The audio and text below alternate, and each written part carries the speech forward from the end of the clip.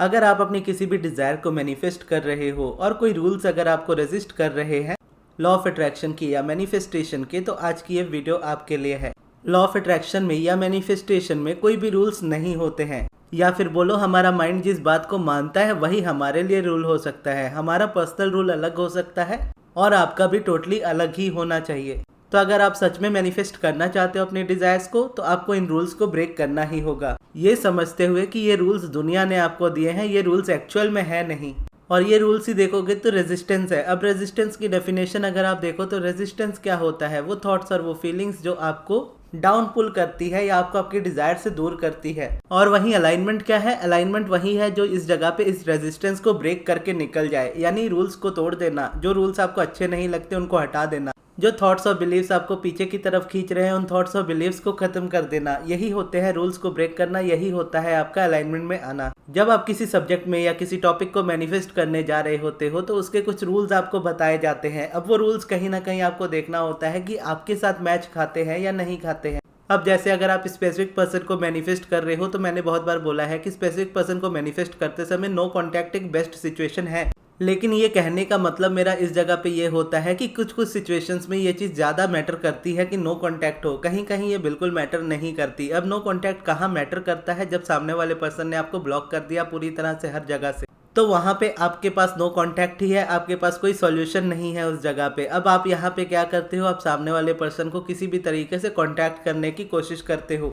दूसरे नंबर से या किसी फ्रेंड के थ्रू या किसी रिलेटिव के थ्रू या कुछ भी करते हो ऐसा, तो आपको छोड़ देना चाहिए। तो इस जगह पे आपका नो कांटेक्ट में होना ही जरूरी होता है। और दूसरा, अगर आप कांटेक्ट में हो लेकिन आप दोनों की जब भी बात होती है आप दोनों के बीच में झगड़ा ही होता है, तो उस वक्त आपको नो कांटेक्ट अपनाना चाहिए। क्योंकि जब आप कुछ भी प्रोसेस कर रहे होते हो या प्रैक्टिस कर रहे होते हो, रेपिटेशन कर रहे होते हो, और स्टार्टिंग में वो माइंडसेट आपका उतना स्ट्रांग नहीं होता, तो सामने से जब वो आंसर या फिर वो एक्सपेक्टेशन आपको नहीं मिलती जो आप एक्सपेक्ट कर रहे हो, सामने वाला अगर उस तरीके से बिहेव नहीं करता, तो आप नेगेटिव हो जाते हो उस जगह पे। तो ऐसे में क्या है, जितने दिन तक आपने गुस्सा दबा करके रखा होता है वो एक बार में निकलता है और एक बार में सारी चीज़ें खत्म कर देता है। इवन उस रिलेशनशिप को भी खत्म कर देता है, उस रिलेशनशिप को पाने की आपके अंदर की इच्छा को भी खत्म कर देता है। तो इसीलिए भी इस जगह पे नो कांटेक्ट रूल अपनाना चाहिए। वहीं अगर आप दूसरी जगह पे देखोगे तो जहाँ पर आप दोनों की बात होती है, झगड़ा नहीं होता, लेकिन क्या है कि कभी आप मैसेज नहीं करते हो, कभी वो भी मैसेज नहीं करते हैं, इस तरीके की सिचुएशन है, तो आपके पास चॉइस है कि मुझे मैसेज करना है या नहीं करना है, या मुझे बात करनी है या नहीं करनी है।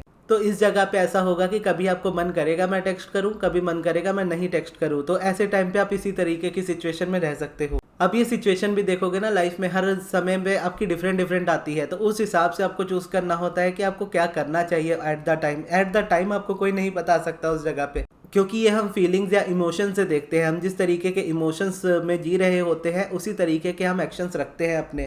कोई एक्शन हमें नेगेटिव कर रहा है तो हमें उससे दूर रहना होता है। अब ये चीज़ें समझने वाली होती है, या आप इन जर्नी आगे आने वाले टाइम में समझते हो। लेकिन अब सीधा सीधा ये समझ लो कि रूल्स आपको अपने बनाने हैं। ये मैं आपको डिफरेंट डिफरेंट तरह के रूल्स बता दे रहा हूँ, और ये भी देखोगे तो कोई हार्ड एंड फास्ट रूल नहीं है कि ऐसा करो तो ही होगा। अब आप इसको भी अपने हिसाब से चेंज कर सकते हो, क्योंकि पीस ऑफ माइंड बोलो या आपका माइंडसेट हमेशा एक जैसा नहीं रहता। कभी बहुत बेटर रहता है, कभी बहुत बुरा रहता है, कभी ठीक ठाक रहता है। तो उस हिसाब से आप अपने एक्शंस लेते हो। यहाँ पर समझना ये होता है कि कुछ रूल्स ऐसे भी होते हैं जो आपको 100% फॉलो करने होते हैं, वो रूल्स आपको ब्रेक नहीं करने होते। अगर उसको आप ब्रेक कर दोगे तो फिर आपकी मैनिफेस्टेशन आपसे दूर जाती है। वो रूल्स है कि आप अपने डिसीजंस खुद लो। अगर आप अपने डिसीजंस खुद नहीं लेते हो तो आप अपने सिर्फ स्पेसिफिक पर्सन में नहीं बल्कि लाइफ के हर एस्पेक्ट में हमेशा कॉम्प्रोमाइज़ करोगे, और कॉम्प्रोमाइज़ वाली लाइफ बहुत बेकार होती है। अगर आप डेस्टिनी पे बिलीव करके छोड़ देते हो अपने पार्टनर को, तो आप उस जगह पे यही रूल को ब्रेक कर रहे होते हो, जो यूनिवर्सल एक्चुअल रूल होता है कि यूनिवर्स आपको कहता है आप सारी चीज़ें मैनिफेस्ट कर सकते हो। लेकिन यहाँ पर क्या है, आप किसी और की सुन करके छोड़ देते हो चीज़ों को। आप उस पार्टनर को रखते हो या नहीं रखते हो, ये आपकी टोटली आपकी मर्जी है।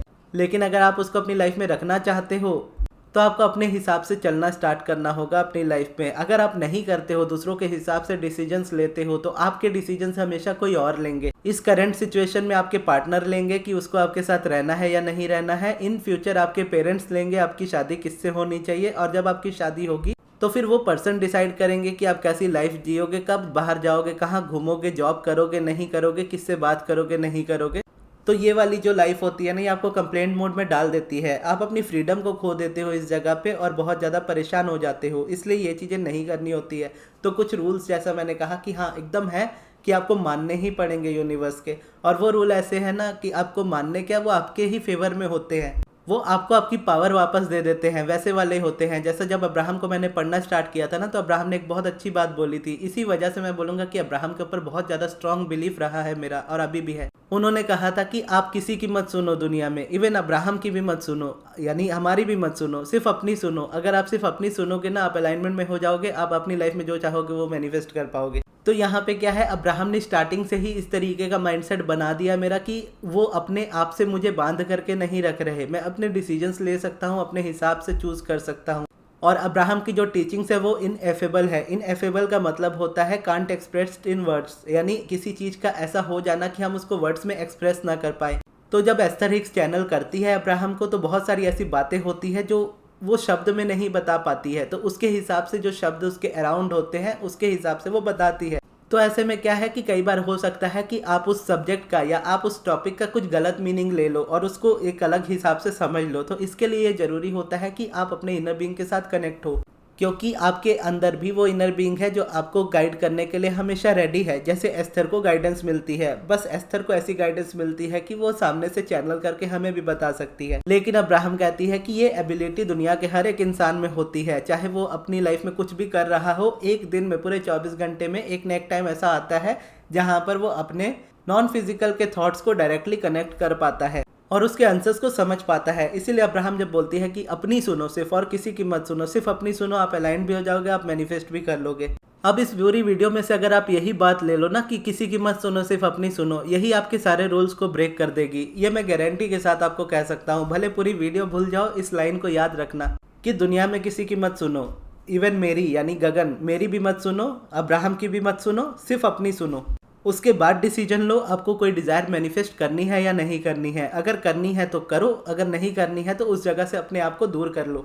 क्योंकि अगर आप मैनिफेस्ट करना चाहोगे, यूनिवर्स हमेशा आपको सपोर्ट करेगा, चाहे सर्कमस्टेंसेस जैसे भी हो, दुनिया को वो चीज़ जितनी ही गलत क्यों ना लगती हो।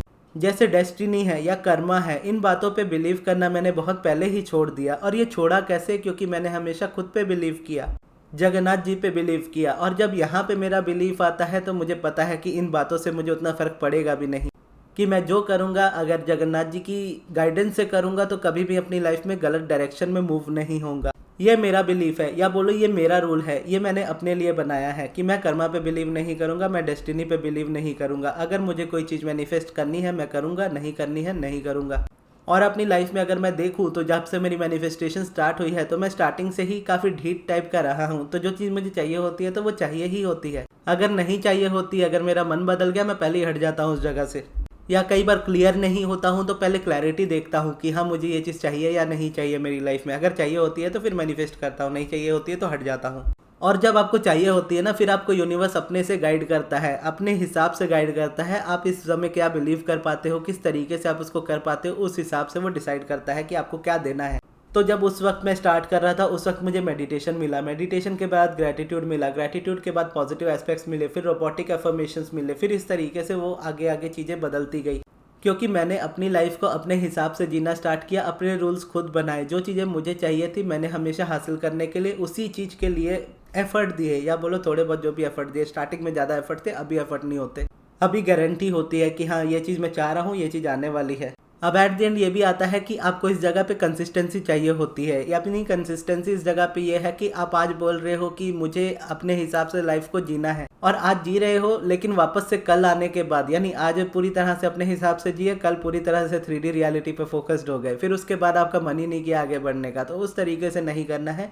आपको देखना है कि अब चाहे आज के बाद जो भी हो, मेरी करंट रियलिटी में जो भी होता रहे, मैं उसको एक्सेप्ट नहीं करूंगा या नहीं करूंगी। मैं वही करूंगा या वही करूंगी जो मुझे चाहिए मेरी लाइफ में। बाकी आगे देना नहीं देना वो यूनिवर्स के ऊपर है। और आपको जैसे कि पता ही है, you get what you think about whether you want it और नॉट, यानी आपको वो मिलता है जिसके बारे में आप सोचते हो, भले वो चीज़ आपको चाहिए या नहीं चाहिए। तो एक तरफ भले आप सोच रहे होंगे बाकी देना यूनिवर्स का काम है, यूनिवर्स दे ना दे उसकी मर्जी है, लेकिन आपको अंदर से ये चीज़ पता होगी ना, you get what you think about whether you want it और नॉट, तो आपको पता होगा कि आप जो सोच रहे हो आपको मिलने वाला है। और इस जगह पे जब आपको यूनिवर्स देने वाला है तो कोई भी रोकने वाला नहीं होता। इस जगह पे एक तरीके से आप ऐसे क्रिएटर हो जिसका कनेक्शन अपने सुप्रीम क्रिएटर के साथ है, और आप दोनों मिलकर ऐसी को क्रिएशन करते हो जहाँ पर आप कभी भी फेल नहीं होते। यानी एक गॉड है, भगवान है। आप भगवान को देख रहे हो एक सुप्रीम पावर के तौर पे। आप अपने आप को एक ऐसा वर्जन देख रहे हो जो उनकी एक ऐसी क्रिएशन है जो अपनी लाइफ को क्रिएट कर सकती है। अब आप अपनी लाइफ में जो भी क्रिएट कर रहे हो, आपके सपोर्टर वो खड़े हैं आपके साथ। अब आप दोनों मिल करके इस लाइफ को क्रिएट करोगे, बीच में कोई तीसरा नहीं आएगा। और अगर आता है तो लात मार के भगाओ, कोई दिक्कत नहीं है। लात मारना मतलब रियल में लात मारने की जरूरत नहीं है। वो मीम आपने देखा होगा ना, जहाँ पे वो बच्चा कहता है कि मुझे कोई फर्क नहीं पड़ता कि दुनिया मेरे बारे में क्या सोचती है। ठीक उसी तरीके का आपको बनना पड़ेगा।